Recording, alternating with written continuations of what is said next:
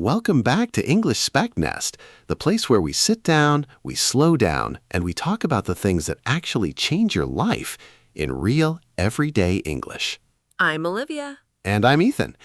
And today, oh man, today we're pulling apart something that has held back more people than fear itself. And that thing is a lie. A lie we've all told ourselves. The lie that confidence comes before action. Grab your coffee, get comfortable. Because by the end of this conversation, I promise you, you're going to see confidence in a completely different way. Okay, Ethan, before we dive in, I gotta say, that intro, chills. Actual chills. Was it too dramatic? I feel like I went full movie trailer voice there. No, keep it. It's giving Netflix documentary about my life. In a world where confidence is a scam. Stop! Okay, but seriously, how's your week been? You look like you actually slept for once. I did. 8 hours, full 8. I feel like a new man. Wow, look at you, living your past life. How about you? You said you had that thing on Monday. The presentation? Yeah, it happened. And you know what's funny? That's actually kind of connected to what we're talking about today. Oh, really? Yeah. I was terrified, like hands sweating, throat closing. Why did I agree to this? Terrified. And I almost canceled. But I didn't. And I want to tell that whole story. But we should probably do the actual topic first. She's teasing us already. You heard it, folks. Stick around, there's a story coming. Curiosity loop activated. You know you're podcasting. Okay, so let's start at the very beginning. When someone says the word confidence, what do most people picture in their head? Honestly, I think most people picture like a really tall, well-dressed person walking into a room, shaking hands firmly, making direct eye contact, saying something clever. They picture the result, you know? Exactly. They picture the finished product, like they see a beautiful cake and they think, I wish I had that.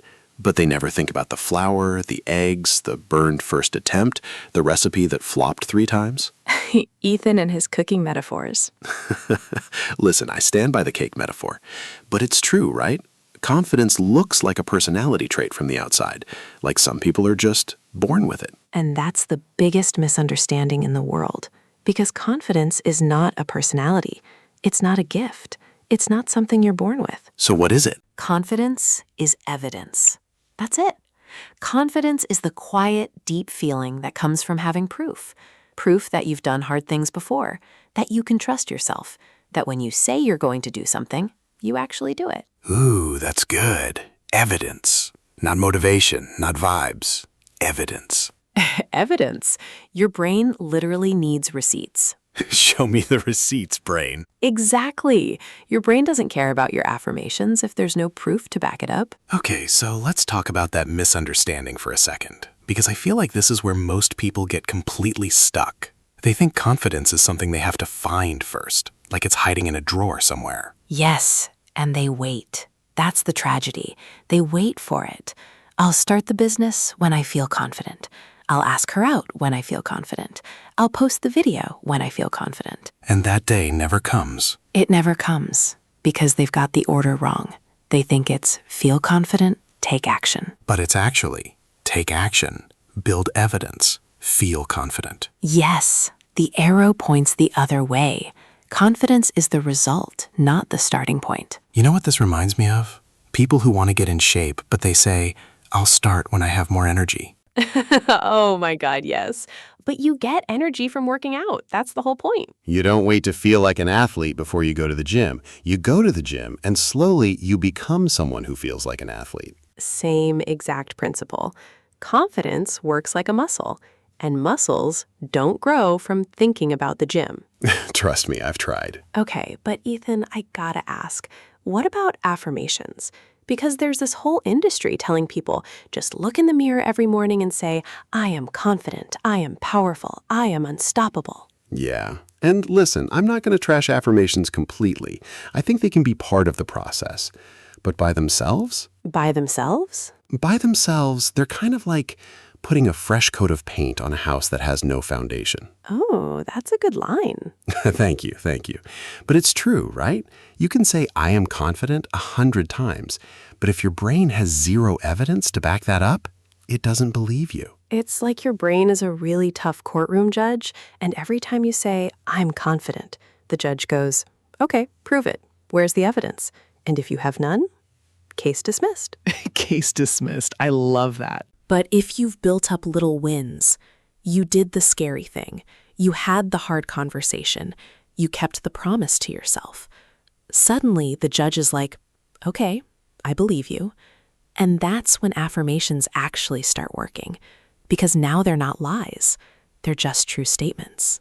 Affirmations work when they're describing something real. Exactly. Okay, so this leads perfectly to what I think might be the most important idea in this whole conversation, and that is, Drumroll. you have to take action before you feel ready. Before. Not when. Not eventually. Before. And I know that sounds terrifying, because your whole life you've been waiting for that magical moment when the fear disappears. And I'm here to tell you, my friend, that moment is a mirage. It's a trick your brain plays on you. Your brain is designed to keep you safe. That's its number one job. So when you want to do something new, something risky, something growthy, your brain goes, whoa, let's not. Have you considered the couch? Yes. Have you considered a nap and rewatching The Office again? Guilty. But confidence is built by people who move while scared, not people who wait until they're not. You know what, Ethan? This is a good moment to bring up something I've been thinking about a lot lately.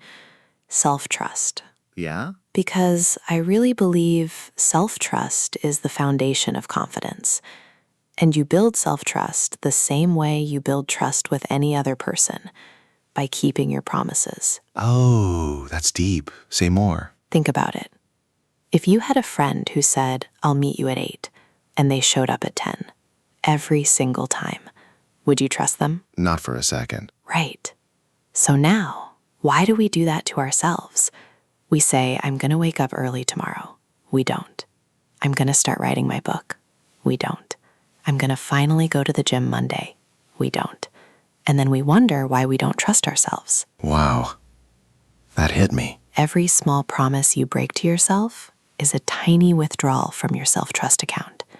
And every small promise you keep is a deposit. And confidence is just the interest that builds up in that account over time. That is a perfect way to say it. Okay, we have to talk about fear.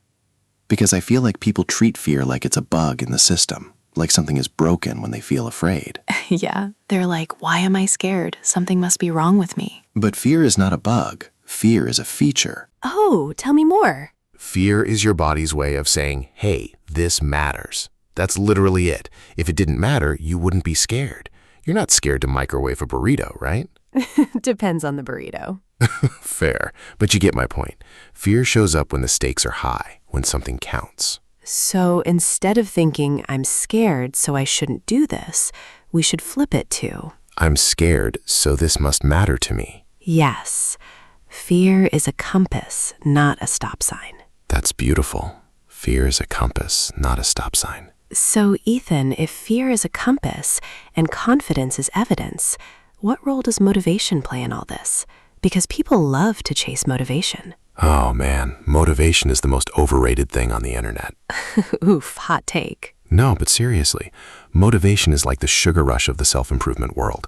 It feels amazing for like 20 minutes, and then it's gone. And you crash. And you crash hard. So people wake up feeling motivated on Monday. They crush their day. They feel unstoppable. And by Wednesday, they can't even bring themselves to make their bed. Story of my life. So we need to stop chasing motivation and start building evidence. Because evidence doesn't disappear on Wednesday. Evidence sits in your memory. It compounds. Motivation is a feeling. Evidence is a fact. And when the feeling is gone, the facts remain. So how does someone start building that kind of evidence? Like practically, what's the mechanism? Repetition. That's the whole secret. Boring, unsexy, unglamorous repetition. Nobody wants to hear that. I know. Everyone wants the hack, the trick, the shortcut. But confidence is built the same way a river carves through stone, Not with one big blast, with 1,000 quiet drips. Drip, drip, drip. Drip, drip, drip. Every time you do the thing, your brain updates a little file. Okay, we can do this. Do it again? Yep, still can. Do it 100 times. This is just who we are now. So identity is basically just repeated action? That's it. That's the whole game. Okay, you've been holding this presentation story hostage. I think it's time. All right. So Monday, I had this presentation for a room of I want to say 60 people. 60? That's a lot of eyeballs. A lot of eyeballs.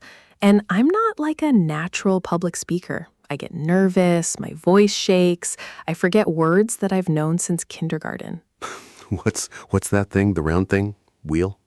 Literally. And Sunday night, I was ready to fake being sick. I had the whole excuse ready. I was going to text my boss oh, food poisoning, so sorry. But you didn't. But I didn't, because I remembered something I told myself a while back, that I'm done being someone who runs. And so I showed up, shaking, genuinely shaking, Ethan. And I started talking. And? And it wasn't perfect. My hands trembled. I stumbled over a word. But something happened around minute 3. My brain went, oh, we're doing this. Okay.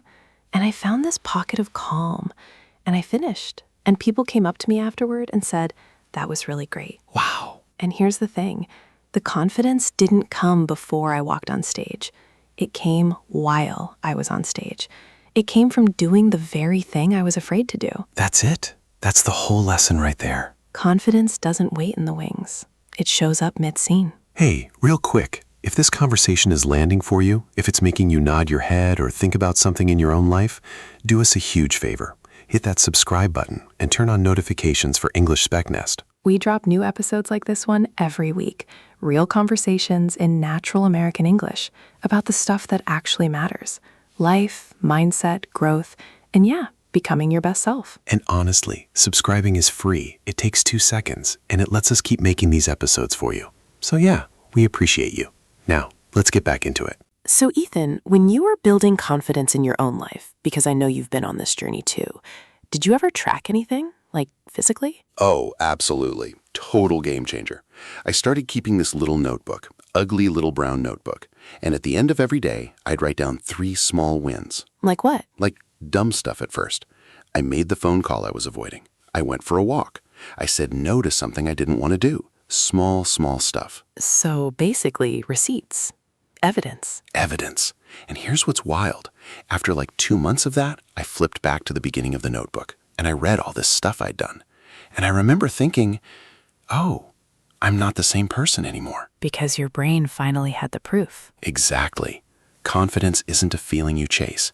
It's a story you write about yourself, one small entry at a time. Okay, so let's talk to the person listening right now who's thinking, that's great, but I want to change my whole life. I want a completely different existence. Yeah, the I want to do it all today person. Smiling. What would you say to them? I'd say, slow down. Because big goals actually kill confidence. They set you up to fail. You say, I'm going to work out for 2 hours every day starting tomorrow. Day 1, you crush it. Day 2, you're sore. Day 3, you skip. Day 4, you feel like a failure. Day 5, you quit. And now your evidence log has one new entry that says, I can't stick to things. Boom. You just made yourself less confident by trying to be more confident. That's really counterintuitive. So instead, start absurdly small, laughably small, embarrassingly small. Give me an example. You want to become a runner? Put on your running shoes. That's the whole habit. Just put them on. That's day 1. That's it? That's it. Because now your brain gets a win. And a win is a win, no matter how small.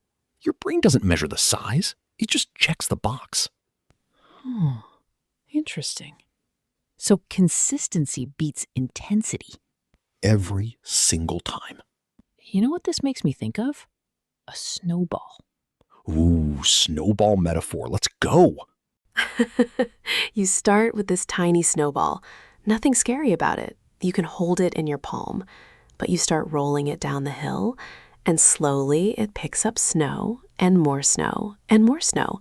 And by the bottom of the hill, it's this massive, unstoppable thing. and nobody would be scared of the tiny snowball of the top. but everybody's terrified of the big one at the bottom. That's momentum. That's what small victories do. And here's the beautiful part. Once momentum kicks in, the actions that used to feel impossible start feeling automatic. You don't have to think about them anymore. You just do them. That's when confidence stops being something you do and starts being something you are. Oof, yeah, that right there. Okay, this next one, I want people to tattoo on their brain. Emotion follows action, not the other way around. Say it louder for the people in the back. Emotion follows action. Perfect. No, but seriously, most people have it flipped. They think, I'll feel motivated, then I'll write. No, you write, and then you feel motivated. You go to the gym, and then you feel energized. You have the hard conversation, and then you feel relieved. Feelings come from behaviors, not the other way around. And once you get that, it's like the entire code of life unlocks. You stop waiting to feel something to do something. You just do the thing, and the feeling shows up like a loyal dog. Feelings are loyal dogs, not stubborn cats. That's it. Somebody put that on the t-shirt. Ethan, I want to ask you something. When you look at people who are really successful, like at anything, doesn't have to be business, could be relationships, sports, art, what's one thing they all seem to have in common? Honestly, they've made peace with being uncomfortable. Yes. Everybody else runs from discomfort. Successful people walk toward it. They know that's where the growth is. They know comfort is a cage. Comfort is a cage. That's such a good line. Because think about it. Have you ever grown as a person from a comfortable moment? Like, has anyone ever said, yeah, I was on my couch watching Netflix and suddenly I became the best version of myself? No, never. Every single major growth moment in your life, I guarantee you, came from a moment when you were uncomfortable and you did the thing anyway. Discomfort is the price of admission. And confidence is the change you get back. Okay, so I want to say something to whoever's listening right now, and I need you to hear this. If you are waiting for the fear to disappear before you take action, You're going to be waiting for the rest of your life. the fear doesn't go away. It just gets smaller relative to who you become. Ooh, that's good. It doesn't shrink. You grow. You grow. And suddenly the fear that used to feel like a mountain feels more like a speed bump. Same fear. Different person. So stop trying to kill the fear. It's not going anywhere. Just take it with you. Do it scared. Do it scared anyway. You know, I read this thing once, and it stuck with me forever. Somebody said courage isn't the absence of fear. It's action in the presence of fear. Nodding. Which means every scared person who does the thing anyway is actually the most courageous person in the room, not the person who feels no fear. Because the person who feels no fear isn't being brave. They're just doing something easy. Yes, bravery requires fear. That's what makes it bravery. So next time you're shaking, sweating, thinking about backing out, congratulations. You are officially in the presence of courage. Now go grab it. Look at us out here motivating. It just be happening. So here's my next question. How do we go from confidence for one moment to confidence as a way of living? Because I feel like a lot of people have a brave moment, but then they slide back. Yeah, and that's real. Confidence has to become a system, not a feeling. Interesting. What do you mean? Thoughtful. I mean, you have to design your life so that acting confidently is the default. Like you build habits, you build environments, you build routines that pull confidence out of you automatically. Give me a concrete example. Okay, if you want to be confident in social situations, you don't wait for the perfect party. You put yourself in a low-stakes social situation every single week. Coffee shop, farmer's market, small event. It becomes a rep, and reps build a system. So confidence is really just a habit stacked on top of other habits? And once it becomes a habit, it stops requiring willpower. That's when it becomes lifelong, when you don't need to psych yourself up anymore. That's when it becomes you. Okay, Ethan, if we had to boil this whole conversation down into like a formula, a little pocket-sized formula that someone could carry with them, what would it be? All right, here it is. Ready? Ready. Small action plus repetition plus kept promises plus embraced discomfort equals unshakable confidence. Say that one more time. Small action plus repetition plus kept promises plus embraced discomfort equals unshakable confidence. No affirmations in the formula. No motivation. No wait until you're ready. Just the truth. Just how it actually works. Beautiful. Can I get a little vulnerable for a second? Please. There was a period in my life, I won't say when, but not too long ago, where I really didn't like the person I saw in the mirror. Not for how I looked, but for how I was living. I was scared of everything. I was avoiding calls, avoiding opportunities, avoiding people, avoiding my own future, really. Ethan? And what changed for me wasn't some big moment. It wasn't a life-shattering event. It was this quiet decision I made one night to just do one hard thing every day. Just one. Small. Whatever I was avoiding, I'd do it. Even if it was making a doctor's appointment. Even if it was sending an email. And it added up. It added up. And one day, months later, somebody described me as confident. And I remember laughing, because I still felt scared. But somewhere along the way, I had built enough evidence that other people saw it before I did. That's the thing nobody tells you. You often become the person before you feel like the person. Yeah. And that's why I really wanted to have this conversation today. Because if there's anybody out there feeling stuck, feeling like they're waiting for something inside of them to change before their life can change, I just want you to know. That thing you're waiting for, it's on the other side of the action, not before it. Not before it. You know what's crazy, Ethan? This applies to everything, not just big goals, even tiny life stuff. Like what? Like ordering food in a language you don't speak well, like introducing yourself at a party, like raising your hand in class, like posting the picture, like asking for the raise, Like leaving the relationship that isn't working. like starting the relationship you actually want. Confidence isn't just for big life stuff. It's for all the tiny moments too. And honestly, the tiny moments are where it gets built. So the person who orders coffee assertively is the same person who eventually starts the business. It's the same skill. Same skill, just scaled. Okay, if there's one thing I want people to walk away from this episode remembering, just one line. Give it to us. Action always comes before confidence. Not sometimes, not usually, always. Always. That's the order. That's the physics of it. You cannot flip it. You can try, but you will lose every single time. So the next time you catch yourself saying, I'll do it when I feel ready, Flip it. Say, I'll feel ready because I did it. that's the whole thing.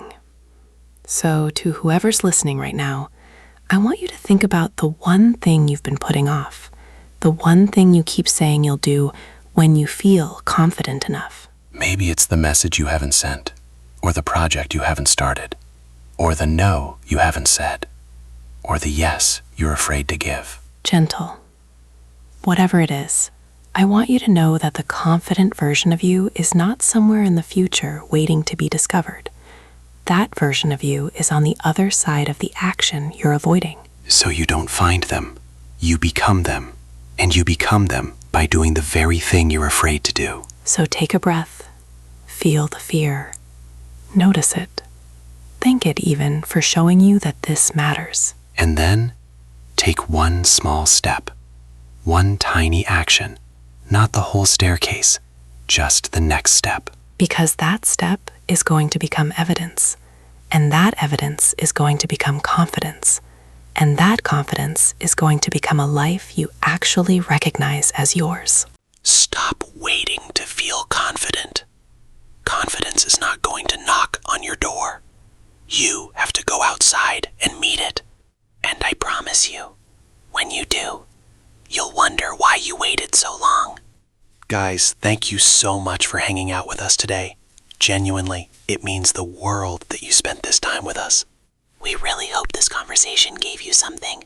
A shift, a push, a little spark of, okay, I can do this. And we want to hear from you. Drop a comment below and tell us, what's the one thing you've been waiting to feel confident enough to do? What's the action you're going to take this week without waiting? Seriously, we read the comments, and it inspires us to keep making these episodes, so don't be shy. Come say hi. And if you found value in today's conversation, please subscribe to English SpekNest. Turn on the bell so you don't miss the next one. Share it with a friend who needs to hear this. Someone in your life is waiting to feel ready for something. Send it to them. And remember, you don't have to wait. You never had to wait. The moment you take one small step, confidence starts building. It's already yours. You just have to go pick it up. This has been English SpekNest. I'm Ethan. And I'm Olivia. And until next time, my friends, stop waiting. Start moving. Action first. Confidence follows.